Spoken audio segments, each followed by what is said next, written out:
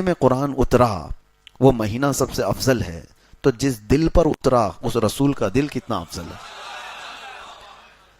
رسول پاک صلی اللہ تعالی علیہ وسلم کے قلب اطہر پر یہ قرآن اتارا گیا، اور جس جگہ پر اتارا گیا ہے وہ مکہ مکرمہ پوری دنیا کے شہروں میں سب سے افضل شہر ہے۔ جہاں اترا، جس پر اترا، جس دن اترا، وہ سب چیزیں افضل ہیں۔ بلکہ پہاڑوں میں بھی افضل جو ہے جبل نور کو کہا گیا ہے، جس پر قرآن اتارا گیا تھا۔ غار ہرا جہاں قرآن کی پہلی آیتیں اتری وہ بھی افضل ہے۔ اب آپ دیکھیں قرآن سے جو قریب ہے وہ سب افضل ہے۔ قرآن جہاں جہاں آیا وہ افضل، کیونکہ کلام الہی ہے۔ اب اس وجہ سے اب میں فضیلت بتاتا چلا جاؤں تو قرآن جہاں پڑھا گیا وہ جگہ بھی افضل ہوتی ہے۔ بحمدہ تعالیٰ آج جس جگہ آپ بیٹھے قرآن پڑھا جا رہا ہے، قرآن سنا جا رہا ہے، تو قرآن جہاں نہیں ہوتا اس کے متعلق اللہ کے نبی صلی اللہ علیہ وسلم فرماتے ہیں جس گھر میں قرآن نہیں پڑھا جاتا وہ گھر قبرستان ہوتا ہے، مردے رہتے ہیں وہاں پر، وہ مردوں کی جگہ ہے۔ قرآن زندگی کی علامت ہے، لیکن افسوس یہ ہے کہ ہمارے ہاں سنیوں میں قرآن مرنے کے بعد ہی پڑھتے ہیں لوگ، میت کو سامنے رکھ کر کے سارے لوگ قرآن کھول کے بیٹھے رہتے ہیں۔ تو قرآن میتوں کو بخشوانے کے لیے، چلیں یہ منع نہیں ہے، غلط نہیں ہے، جب کسی کا انتقال ہو جائے تو قرآن کی تلاوت ہونی چاہیے، ایصال ثواب ہونی چاہیے، لیکن قرآن مرنے کے بعد نہیں ہے، زندوں کے لیے آیا ہے قرآن۔ اللہ تعالی ہماری ہدایت کے لیے بھیجا ہے، ہمارے شفا کے لیے اس میں اتارا ہے۔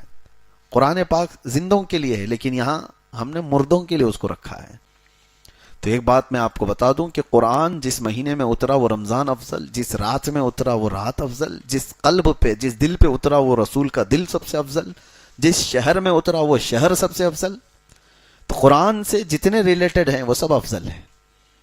اور کب اترا؟ جیسے ابھی میں نے بتایا رمضان میں اترا۔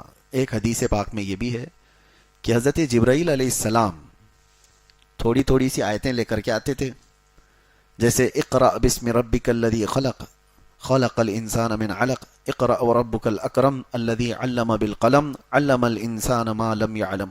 یہ 5 آیتیں سب سے پہلے آئی غار ہرا میں۔ اس کے بعد سیکنڈ جو نزول ہوا قرآن کا وہ 20 آیتیں تھیں، قم فانذر وربک فکبر وثیابک فطہر، چھوٹی چھوٹی آیتیں 20 آیتیں تھیں۔ تو کوئی خاص عدد نہیں کہ اتنی آیتیں ایک دن آتی تھی، اور دن بھی خاص نہیں کہ 2 دن میں آتی تھی، 4 دن میں آتی تھی۔ اللہ کی مرضی، جبرائیل امین کو بھیجا جاتا تھا، کبھی 1 ہفتے کا گیپ ہو جاتا، کبھی 15 دن کا گیپ ہوتا، کبھی روزانہ آتی اور کبھی دن میں کئی مرتبہ آتی۔ قرآن کی آیتوں کے آنے کا انداز الگ الگ تھا۔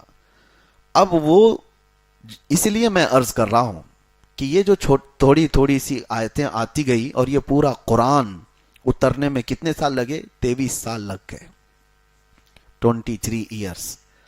حضور پاک صلی اللہ تعالی علیہ وسلم پر 23 سال تک قرآن اترتا رہا۔ لیکن ایک بات میں آپ کو بتاتا ہوں، کس لیے میں نے یہ ذکر چھیڑا کہ جیسے ہی رمضان آتا تھا حضرت جبرائیل علیہ السلام پورے قرآن کو حضور کے پاس سنایا کرتے تھے، یعنی قرآن کا دور ہوتا تھا، اور وہ سنت جبرائیل ہے جو آج تراویح میں بھی ادا ہو رہی ہے۔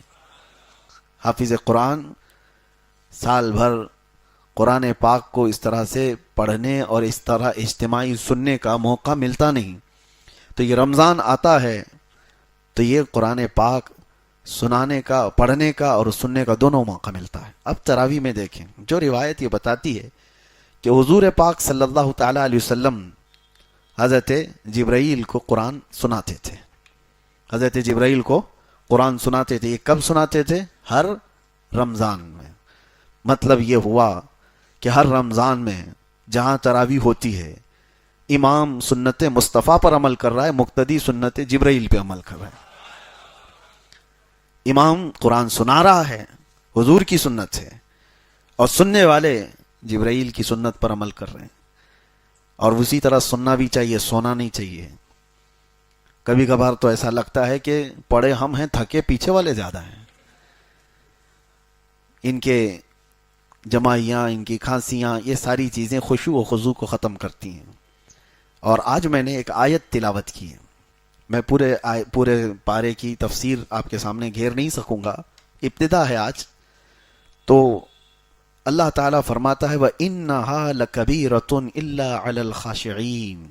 نماز کے متعلق اللہ فرماتا ہے یہ بھاری پڑ جاتی ہے نماز کچھ لوگوں پر. کچھ لوگوں کے لیے نماز بھاری ہے، وہ جلدی سے جلدی بھاگنے کے فراق میں ہوتے ہیں، امام کے پیچھے ٹکٹکی باندھ کر دیکھتے ہیں کہ اب رکوع ہوا کہ تب رکوع ہوا، یہ کتنی لمبی رکعت ہو گئی. یہ میں آپ کو شروع میں بتا رہا ہوں کس کے لیے بھاری ہے. تو اللہ تعالیٰ فرماتا ہے یہ منافقین پر بھاری ہے. وَإِنَّهَا لَكَبِيرَةٌ إِلَّا عَلَى الْخَاشِعِينَ. یہاں پر آیت میں یہ فرمایا گیا ہاں جو اللہ سے ڈرنے والے لوگ ہیں ان پر نماز بھاری نہیں ہے، ان پر نماز بھاری نہیں ہے. وہ رسول اللہ کی لخت جگر سیدہ کائنات فاطمۃ الزہرا سلام اللہ علیہا وہ رات کو سجدے میں گر جاتی تھیں اور صبح کی اذان کا وقت ہوتا تو سر اٹھاتی اور پھر کہتی مولا تیری راتیں کتنی چھوٹی ہے کہ ایک سجدہ پورا مکمل طور پر ہو نہیں پاتا. تو ان کے لیے نمازیں، ان کے لیے سجدے بھاری نہیں ہیں. دل میں اگر نفاق آ گیا ہو تو نماز اس کے لیے بھاری ہے. لوگ بیٹھتے نہیں، بھاگنا ہے. اور رمضان المبارکہ میں اب آپ کبھی سوچتے ہیں شیطان تو چھٹی پہ ہے، شیطان ابھی قید کر لیا گیا. حدیث پاک میں حضور صلی اللہ تعالی علیہ وسلم فرماتے ہیں سرکش جنات اور شیطان مردود کو پورے رمضان میں قید کر لیا جاتا ہے. اللہ تبارک و تعالیٰ قید کر لیتا ہے مومنین کی راحت کے لیے، لیکن پھر بھی شیطان کے ایجنٹ بہت گھومتے رہتے ہیں، شیطانی کام بھی ہو رہے ہوتے ہیں، ساری چیزیں چل رہی ہیں. یہ کیسے؟ اس کو یوں بتایا گیا ہے کہ شیطان نے اپنے 11 مہینے جو اس پر عمل کیا، جتنا اثر ڈالا تھا، وہ پوری طور پر اس نے اس سے اپنے آپ کو آزاد نہیں کیا. اس کا کچھ اثر اب بھی باقی رہ گیا ہے. ہاں یہ اور بات ہے کہ شیطان تو گیا ہے لیکن ساتھ میں ہمارے صرف شیطان نہیں ہوتا، نفس بھی ہے، اور وہ شیطان سے بھی بڑا ڈینجر ہے. آپ کو پتہ ہے پورے 11 مہینے جب بھی نماز نہیں پڑھے، جھوٹ بولے، چغلی کیے، کچھ بھی گناہ کیے تو بلیم کس کے اوپر؟ شیطان کرا دیا. جھگڑا لگا دیا، کس نے کرایا؟ شیطان کرا دیا. ساری برائیاں کون کراتا ہے؟ شیطان کراتا ہے. شیطان ساری برائیوں کا جڑ ہے، ٹھیک ہے مانتے ہیں. لیکن آدم علیہ السلام کو سجدہ کرنے کے انکار جو شیطان نے کیا اس کو کس نے بہکایا؟ وہ تو خود شیطان ہے. شیطان سارے لوگوں کو گمراہ کرتا ہے، تو پھر شیطان کو کس نے گمراہ کیا تھا؟ شیطان سجدہ کیوں نہیں کیا؟ اکڑ کیوں دکھایا؟ تکبر کیوں دکھایا؟ فرمایا گیا کہ شیطان کو اس کے نفس نے گمراہ کیا تھا. تو پتہ یہ چلا کہ جو شیطان کو بھی گمراہ کرتا ہے وہ نفس، وہ ہمارے ساتھ تو ہے. شیطان گیا ہے لیکن نفس نہیں گیا. اس وجہ سے نفس کی تربیت کے لیے ہی رمضان ہے. اب میں آپ کو بتاؤں، یہ نفس کو اگر ٹھنڈا کرنا ہے، اس کو ریہرسل میں لا کر کے، اس کو تربیت میں لا کر کے صحیح کرنا ہے، تو سب سے بہترین کہا گیا ہے کہ قرآن پڑھو اور قرآن سنو. نفس اس سے معمول پر آتا ہے، نفس کی خرابیاں کم ہوتی ہیں. اور یہ بھی فرمایا گیا کہ روزہ نفس کو توڑ دیتا ہے. ایک صحابی حضور صلی اللہ تعالی وسلم کے پاس آئے، جوان، کہا کہ شادی کرنا ہے لیکن استطاعت نہیں ہے، کیا کروں؟ گناہ ہونے کے اندیشے ہیں. حضور نے فرمایا روزہ رکھو. کیا کرو؟ روزہ رکھو. حضور پاک صلی اللہ تعالی علیہ وسلم نے کس لیے فرمایا؟ کہ روزہ نفسانی خواہشات کو مار دیتا ہے، نفسانی خواہشات کو کم کر دیتا ہے، ختم کرتا ہے. جتنے بھی اولیاء کاملین کو آپ سنیں گے ان کی تربیت جو ہے روزے سے ہوتی تھی، روزے سے ہوتی تھی. اب یہ رمضان آیا ہی ہمارے پاس ہمارے نفس کی اصلاح کے لیے. اگر اس میں بھی ہم نہیں کر سکے تو پھر کبھی نہیں کر پائیں گے. تو بہرحال آج کی یہ ابتدائی ہماری گفتگو تھی آپ کے سامنے، اور انشاءاللہ العزیز چلتی رہے گی، زندگی باقی رہے تو. رمضان المبارکہ اور قرآن کا جو سنگم ہے، جو تعلق ہے، وہ کیوں میں نے بتایا کہ صرف تقریر کرنے کے لیے نہیں، صرف تراویح کے لیے نہیں. آپ ہاتھوں میں قرآن اٹھاؤ. مہینوں ہو گئے اس قرآن کو اٹھائے ہوئے، اور کتنے تو ایسے ہیں پڑھ بھی نہیں پاتے ہیں، اور کتنے تو ایسے ہیں دیکھ بھی نہیں پاتے ہیں. یہ اللہ کا وہ مقدس کلام آج کائنات میں، آپ کو ایک بہت چیلنج کی بات بتا رہا ہوں، پوری روئے زمین پر حضور صلی اللہ تعالی علیہ وسلم کی نشانیوں میں کوئی ایسی مضبوط نشانی جس کو کوئی بدل نہیں سکا، معجزہ حضور کا کوئی باقی ہے تو قرآن باقی ہے۔ حضور نے چاند کے ٹکڑے کیے تھے کہ نہیں؟ آپ کا ماننا ہے یہ حضور کا معجزہ ہے۔ حضور نے ڈوبے ہوئے سورج کو پلٹا دیا، یہ حضور کا معجزہ ہے۔ نبی پاک صلی اللہ علیہ وسلم نے انگلیوں سے پانی جاری کر دیے، حضور کا معجزہ ہے۔ حضور کے سامنے پتھر بول پڑے، یہ حضور کا۔ لیکن یہ سب معجزے دیکھے آپ نے؟ چاند کا ٹکڑے ہونا، سورج کا پلٹ آنا، انگلیوں سے چشمے جاری ہونا دیکھا تو نہیں، حدیثوں میں پڑھا ہے اور علماء سے آپ نے سنا ہے۔ لیکن حضور پر جو قرآن اترا تھا وہ دیکھ بھی رہے ہو، سن بھی رہے ہو، پڑھ بھی رہے ہو۔ یہ ایک نشانی ایسی ہے جو ہر گھر میں اور ہر ایک کے پاس موجود ہے۔ اس سے محبت کرو۔ اور اللہ کے رسول صلی اللہ تعالیٰ علیہ وسلم نے ارشاد فرمایا، قرآن جب کسی کے ساتھ دوستی کرتا ہے تو اتنی بہترین دوستی کرتا ہے کہ جب اس کے سارے رشتہ دار اسے قبر میں چھوڑ کر جاتے ہیں تو قرآن اس کی دوستی نبھاتا ہے۔ قبر میں آ کر اس سے کہتا ہے تنہائی میں گھبرانا مت، میں ہوں تیرے ساتھ۔ دنیا دوستی چھوڑ دیتی ہے روح نکلنے کے بعد، لیکن قرآن نہیں چھوڑتا۔ تو جو ہمارے تنہائی، قبر کی تنہائی کا دوست ہے، اسے آپ اٹھاتے کیوں نہیں؟ اسے آپ پڑھتے کیوں نہیں؟ رکو دو رکو پڑھنے کے بعد لوگ غائب ہو جاتے ہیں۔ جوش میں ابھی رمضان میں اٹھائیں گے کچھ، پہلے دن 4 صفحے 5 صفحے پڑھ کر کے اس کے بعد پھر دھیرے دھیرے دھیرے نیچے ہوتے چلے جائیں گے۔ 5ویں 6ٹھے روزے کے بعد تو پھر قرآن ویسے کے ویسے ہو جاتا ہے۔ یا کچھ لوگ 10 رمضان تک ہونا تو ہی چاہیے کہ پورا ختم قرآن رمضان میں ہر ایک مسلمان کا ہونا چاہیے۔ روزانہ ایک پارہ وہ تلاوت کرے تو 30 رمضان تک انشاءاللہ العزیز ختم قرآن ہو جائے گا۔ ورنہ زندگی میں آپ مجھے بتاؤ کب موقع ملتا ہے؟ کب موقع ملتا ہے؟ ہمارے اولیاء کاملین جن کی آپ اقتدا کرتے ہیں، امام اعظم ابو حنیفہ رضی اللہ تعالیٰ عنہ جس قبر میں آج آرام کر رہے ہیں بغداد میں، اس علاقے میں جہاں آپ دفن ہیں، فرمایا گیا 4000 ختم قرآن انہوں نے کیے ہیں۔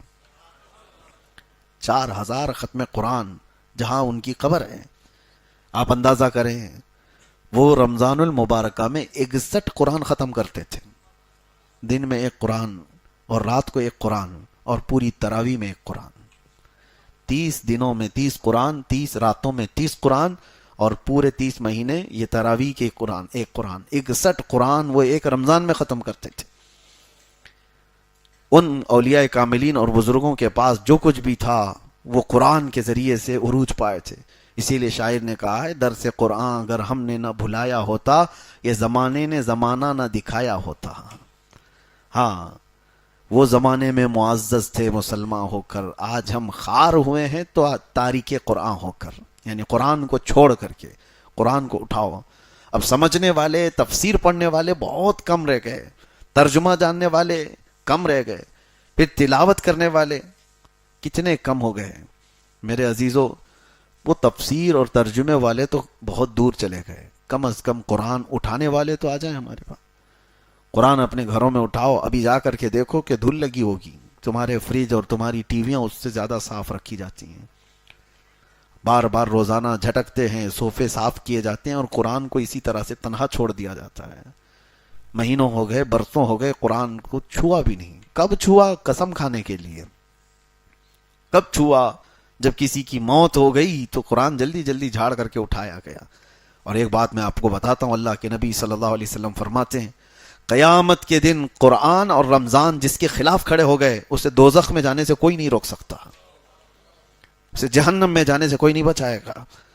اور اللہ کے نبی صلی اللہ علیہ وسلم جب دعا کرتے تھے تو ہاتھ حضور صلی اللہ تعالیٰ علیہ وسلم کے ہلتے تھے جب یہ دعا کرتے تھے، اللہم اجعل القرآن حجتا لنا لا حجتا علینا، اے اللہ قرآن کو ہمارے لیے سفارشی بنا، قیامت کے دن ہمارے خلاف مقدمہ کرنے والا مت بنا۔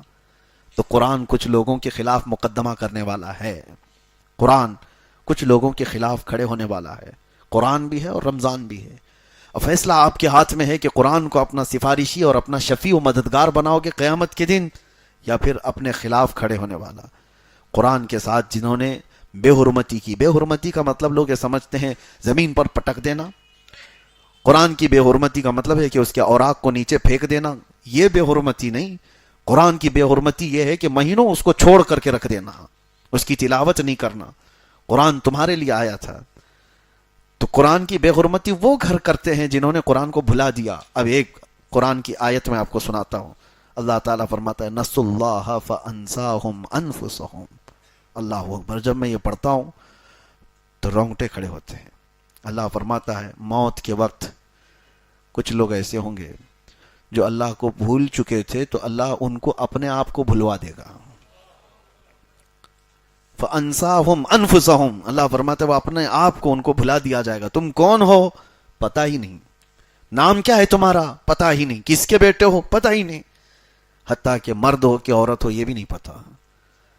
بھلا دیا جائے گا, ذہن ختم کر دیا جائے گا, میموری ختم.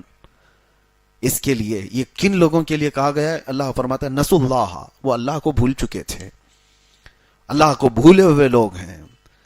اور قرآن پاک میں ایک آیت ہے قال ربی لما حشرتنی اعما وقد کنت بصیرا. کچھ لوگ کھڑے ہوں گے قیامت کے دن, کہیں گے کہ اللہ تو مجھے اندھا کیوں اٹھایا, میں تو دیکھنے والا تھا, اکھیارا تھا. کچھ لوگوں کو اندھا اٹھایا جائے گا, نابینا اٹھائے جائیں گے, اور وہ پوچھیں گے کہ مولا میری آنکھیں کیوں چلی گئیں, میں تو دیکھنے والا تھا, اکھیارا تھا دنیا میں. وقد كنت بصیرا. اب جواب سنو, رب تعالیٰ فرماتا قال كذلك اتتك آیاتنا فنسیتها وكذلك اليوم تنسى. اے بندے میری آیتیں تیرے پاس آئی تھیں اور تو نے ان کو بھلا دیا تھا, اسی لیے آج تجھ کو بھی تیری آنکھوں کے ساتھ بھلا دیا گیا. یعنی اس کو نابینا کر دیا گیا, اس کا سب کچھ ختم کر دیا گیا ہے. تو قرآن کے ساتھ ناانصافی نہ ہو, قرآن کی بے حرمتی یہی ہے. اسی لیے اللہ کے نبی صلی اللہ تعالیٰ علیہ وسلم نے فرمایا جس گھر میں قرآن کی تلاوت نہیں ہوتی وہاں مردے رہتے ہیں, قبرستان کی طرح. تلاوتیں کرو, قرآن پاک کو اٹھاؤ, سارے بچوں کے ہاتھ میں دو, عورتوں کے ہاتھ میں دو, قرآن پاک کا معمول بنا لو. اور انشاءاللہ العزیز آپ دیکھنا حضرت عبداللہ ابن مسعود رضی اللہ تعالیٰ عنہ فرماتے ہیں قرآن جب تلاوت ہوتا ہے تو اچانک آسمان سے فرشتے اترتے ہیں. اور پھر حضور نے فرمایا فجر کی نماز کے لیے آپ آتے ہیں, فجر کی نماز کے لیے حکم ہوا تھا کہ منہ اچھی طرح سے صاف کر کے مسجد میں آؤ. صحیح ہے, منہ کے اندر بدبو نہ آئے, اچھی طرح سے اس کو صاف کر کے آؤ. وجہ کیا ہے؟